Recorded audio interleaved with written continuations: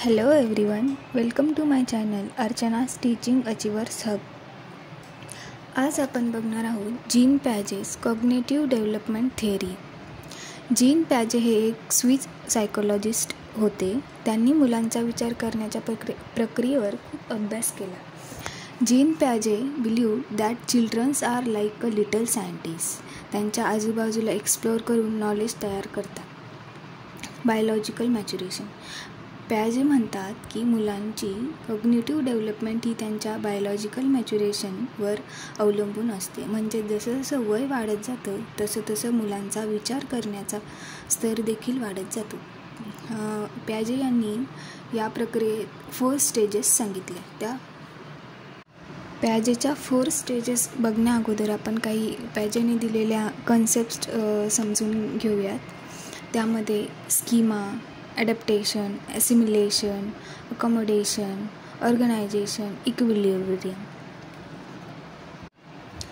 Schema म्हणजे mental framework, adaptation म्हणजे adjust to environment, assimilation म्हणजे समायोजन, fit new information into old schema, accommodation म्हणजे संयोजन, change schema for a new information, organisation म्हणजेच arrange schema into system, equilibrium म्हणजेच balance of learning.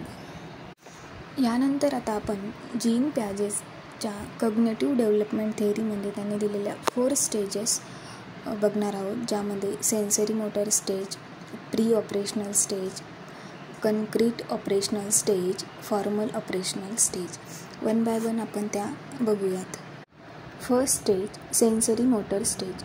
ही वयाच्या 0 ते 2 वर्षापर्यंत असते.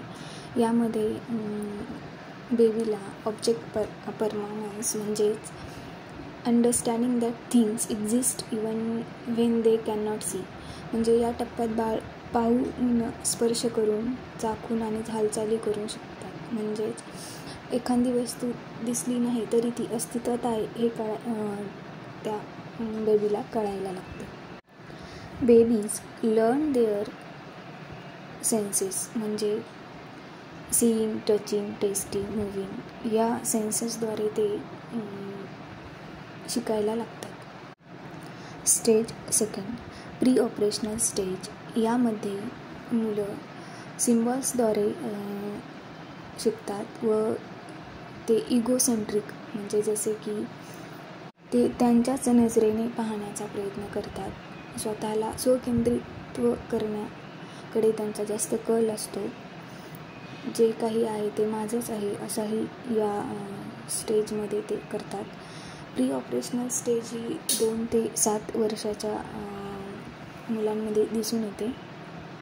यामध्ये ते यूज सिम्बॉल्सचा वापर करतात. ॲनिमेशन म्हणजे त्यांना सजीव निर्जीव यामधील फरक जाणवत नाही. इगोसेंट्रिझम म्हणजे ते स्वकेंद्रित्वच म्हणता येईल त्याला. त्या पद्धतीने ते स्वतःलाच केंद्रस्थानी ठेवून कोणतेही कार्य करतात. इनरिव्हर्सिबिलिटी म्हणजे 6+4=10. तर याचं म्हणजे उलट केल्यानंतर त्यांना कळत नाही की हे कसं आलं. यामध्ये त्यांची तर्कशुद्ध विचार करण्याची क्षमता अजून विकसित झालेली नसते. यानंतर स्टेज 3 कन्क्रीट ऑपरेशनल स्टेज. या स्टेजमध्ये बेबी 7 to 11 इयर्सच्या दरम्यान असतात. त्यामध्ये कन्व्हर्जेशन, त्यांना quantity remain same even if same change म्हणजे एखाद्या गोष्टीची क्वांटिटी म्हणजे त्या चेंजेस झाले तर त्यांना ते कळायला लागतं. लॉजिकली ते विचार करू लागतात. लॉजिकल थिंकिंगचा समावेश यामध्ये होतो. यानंतर आपण बघणार आहोत शेवटची स्टेज म्हणजे फॉर्मल ऑपरेशनल स्टेज. यामध्ये 12 वर्षाच्या नंतरची मुलं येतात. यामध्ये मुलांमध्ये ॲब्स्ट्रॅक्ट थिंकिंगचा विकास झालेला असतो. अमूर्त आणि मूर्त दोन्हीच्या आधारित ते विचार करू लागतात. जे भविष्यात शक्यता विचारात घेतात, अवघड प्रश्न सोडवतात आणि वैज्ञानिक पद्धतीने विचार करायला सुरुवात करतात. या आपल्याला प्याजे यांच्या 4 स्टेजेस सांगता येईल. पण या थेरीवरती काही क्रिटिसिझमही करण्यात आले. ते जसे की under estimate of childrens ability. प्याजे यांनी अंडर एस्टिमेट केले की या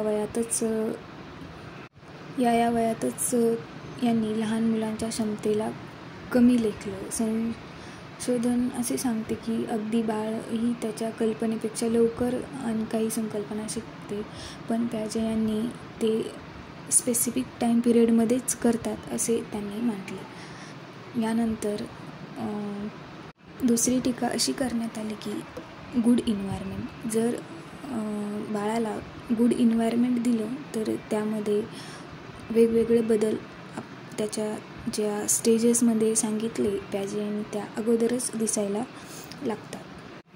अशा प्रकारे आपल्याला प्याजे यांचे 4 स्टेजेस सांगता येईल व यामध्ये काही क्रिटिसिझमही करण्यात आल्या, पण त्या जास्त विचारात घेतल्या जात नाही. त्यामुळे